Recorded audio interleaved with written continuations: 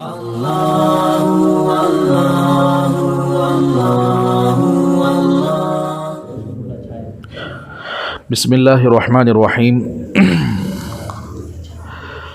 आम तौर पर हमारे मुआशरे के अंदर एक तवहुम परस्ती पाई जाती है, यानी गलत वहमी चीज़ें, ऐसी चीज़ें जिनका शरीयत के अंदर कोई सबूत नहीं है, जिनका इस्लाम में कोई सबूत नहीं है।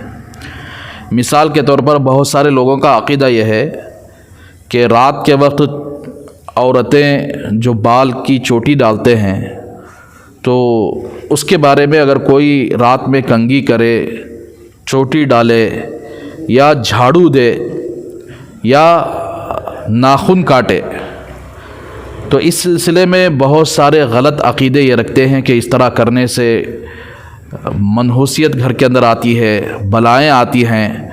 और इसी तरह बाज़ लोगों का ये भी ख़याल है कि मंगल को बाल और नाखून जिस्म से अलग ना करो, यानी मंगल के दिन बाल काटने से और इसी तरह नाखून को काटने से इन सब बातों से घर के अंदर बेबरकती आती है, घर के अंदर बलाएँ आती हैं। इस तरह बाज़ लोग ये गलत ख्याल करते हैं। और इसी तरह खाना खाकर झाड़ू ना दो, इसलिए कि इसके अंदर रिस्क ख़त्म हो जाता है उसकी वजह से। तो ये सारी बातें, इसके बारे में बहुत सारे लोग ये सवाल करते रहते हैं कि इस तरह करना, इस तरह ये समझना ये शरीयत के अंदर किस हद तक जायज़ है। देखिए, इसका जवाब ये है कि शरीयत के अंदर ऐसी सारी चीज़ों का कोई दखल नहीं है। शरीयत में अल्लाह तबारक व तआला ने जिन चीज़ों को करने का हुक्म दिया है वो से करना चाहिए, जिन चीज़ों से मना किया है उससे रुक जाना चाहिए।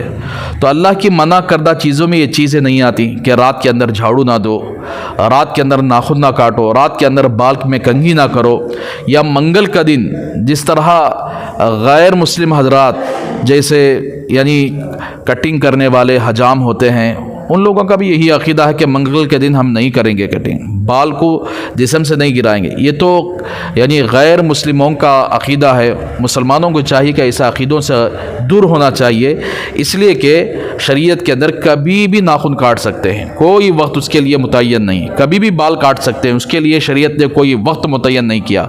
कभी भी झाड़ू दे सकते हैं, उसके लिए शरीयत ने कोई वक्त मुतय्यन नहीं किया।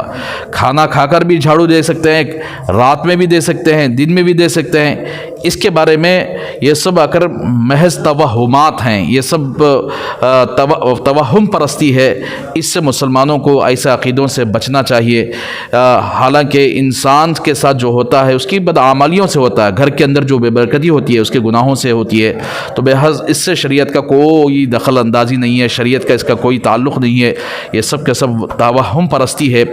तो लिहाजा मुसलमानों को चाहिए इससे बचना चाहिए। अस्सलामु अलैकुम व रहमतुल्लाहि व बरकातुहू।